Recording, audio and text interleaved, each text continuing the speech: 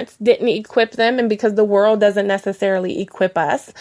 When you go to school, you're not taught in school how to face and deal with mental health challenges. You're doing math problems, and that doesn't show you how to handle heartbreak or handle divorce of your parents or how to handle, if you find yourself and you may, you may not be heterosexual, you might be homosexual, and that these are the challenges that kids are facing today. And they're like, okay, well, I don't have the tools. I don't know what to do. I just want to die. I'm just going to go ahead and end life. And so it's a powerful story to make sure that you're monitoring your kids and watching your kids and observing your kids. Because this also isn't about just you. Maybe you're fine, but maybe you're watching your child shrink down and become a different person and become more withdrawn, or maybe they don't want to go to family gatherings. Maybe their grades are slipping. So, if you're seeing some of these changes, you definitely want to talk to your child, spark a conversation, get more involved in what's going on with them and what they have going on in their life, and talk to them. And then if they're not talking to you, maybe they're afraid, let them know that you're not going to judge them. Make it, an open space where they can feel comfortable that you're not going to judge them or punish them or harm or hurt them if they go ahead and be honest with you. And hopefully they will open up to you. And if they're not going to do that, if you don't feel that you can talk to them and not be judgmental to them, then maybe you should get some help for them. Because the worst thing that you can do is try to judge or lash out at a child who's trying to open up to you. That's going to actually make the situation worse. And we need to show our kids that are going through these challenges and things of the world that we are there for them, that we love them no matter what, and that, they can come to us and talk to us if they need help. So that is very important. So let me give you a couple of tips before we start to wrap up on, what you can do to keep your sanity and tips that you can use to stay healthy. So this is just a continuation of some of the tips that we gave you in previous weeks. But one of the tips is you don't have to see the whole staircase. Just take the first step. So think of something in your life that you want to improve and figure out what you can do to take a step in the right direction. A lot of times we don't get started on things because it seems so big and it seems so grandiose. So we're like, wow, I don't know where to tackle it. And the biggest thing that I can think of when I'm thinking of an example like that, and it may not seem like it equals up to it, but it does, is if I take 2 weeks to wash my clothes and then it's 2 weeks later, I'm like, okay, it's time to wash clothes. And I don't feel like washing them because I'm like, okay, it's a pile of clothes right here. And it just seems like a lot of clothes. Well, what I just do is then I separate them and I break them down and then it seems like less. And that it's the same thing with life situations. Sometimes we don't get started because it seems like a big goal. If you have a huge goal, the best thing that you can do is break it down and just take the first step. What can you do just in this moment right now towards that? Maybe it's read an article. Maybe it's to go visit somewhere, like take a field trip and actually see what it is. Like if it's a job that you want, and this is an advice that I actually tell to like teenagers, but we can do it as adults too. Maybe it's better for us to do it at every age. But if it's a job that you want, Google it. Call up somewhere or go somewhere where you know that they do that job and shadow. Ask, can you shadow? Or interview someone or go speak to someone that you know that does that job and ask them, what do they do? What does their day look like? These are all little things that you can do just to take the first step towards your goal. Another thing you can do is experiment. Experiment with a new recipe. Write a poem. Paint something. Creative expression is very cathartic as well. It's just like journaling. It releases something inside of us that allows us to kind of express ourselves. And it relieves a little bit of attention. Creative expression and overall well-being are linked. So statistics show that there's some correlation between your overall well-being and creative expression. So experiment, do something new, try something you've never tried before. If you're scared to do it by yourself, grab a friend and go do it. Another thing, show some love to someone in your life. Close quality relationships are key for a happy, healthy life. And another thing is too, we don't live in this world alone. So it's okay to have me time. We've talked heavily about me time and spending time with yourself on this show. But that's not talking about isolation and isolating yourself and keeping yourself away from other people to the point where you're not even engaging anymore.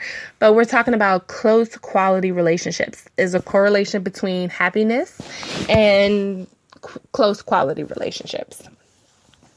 And another mental health tip that you can use to boost your mental health, I love it, is consuming dark chocolate.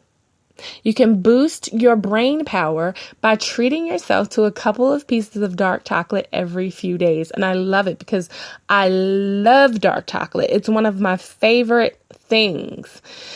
The flavonoids, caffeine, and the theobromine in chocolate are thought to work together to improve alertness and mental skills. So it's okay for you to indulge every few days in some dark chocolate. I'm going to tell you, I have it at least twice a week. So in a 7-day period, I have dark chocolate. I love it.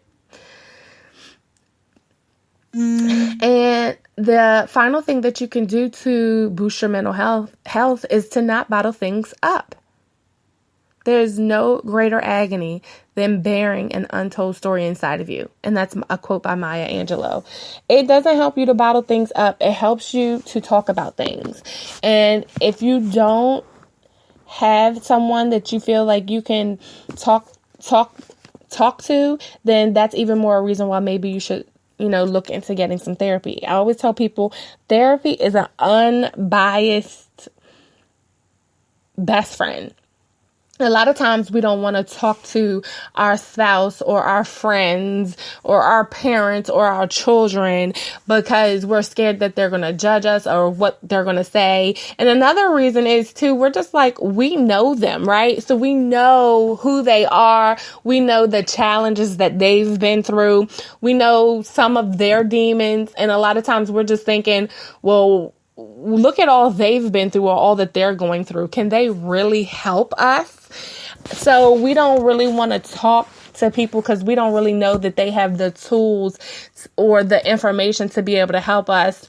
And sometimes we just don't want them judging us. We don't want to hear, the negativity that may come from them. So when you get to go to therapy, it's basically someone who can offer advice and opinions, and they also have the tools and maybe suggestions that you've never heard of or things and activities that you can do to kind of help you get out of your slump, something that you may not have thought of, something that you couldn't ask a friend or a family member, so you didn't have it otherwise. So sometimes it's not a bad thing to just go and talk to someone about whatever it is that you're going through. And then if you feel like you go and it's no good for you and you've given it a chance in earnest, then you don't have to keep going. But if you don't try it, then you won't ever know. And trying something in earnest is not going once or even twice. Trying something in earnest is giving it a significant go and finding out, exactly what it's all about and putting yourself in full throttle, participating and seeing how it goes from there. So the final thing that I want to tell you that you can do, for maintaining your mental health now and always is just to continue to focus on your self-care. Eat well, stay physically active, connect with other people that mean a lot to you, and take time to relax and decompress. So that's very important. And we've talked about this also on this show. If you don't take the time to take care of yourself, it's very hard for you to take care of other people. And right now, this time, the compassion is all about you. This is about being more compassionate to yourself, being more compassionate to your mind, your body, your soul, and your spirit, to get yourself back in alignment. If you're feeling down, that's no way to live in this world. If you're listening to this and you don't feel well, and you feel that you are suffering from depression, you or someone that you know, it's time for you to get help. If you're past the stage of the boosting the tips and getting yourself healthy, please go get help from a doctor. Like I said, if you don't know where to go for mental health, go to your primary care doctor or any medical doctor. And even nowadays, they have therapists in the ER. So if you go to the emergency room for a mental health situation, they have therapists there who can talk to you while you're there. So all the way around, there's help for you. And again, you can go, if you're thinking about suicide, you can call the Suicide Prevention Lifeline at 800-273-8255. And also you can go to suicidepreventionlifeline.org. It's a wonderful website that has great information on it. And you can also go to the WHO, the World Health Organization website, which is WHO.int/EN.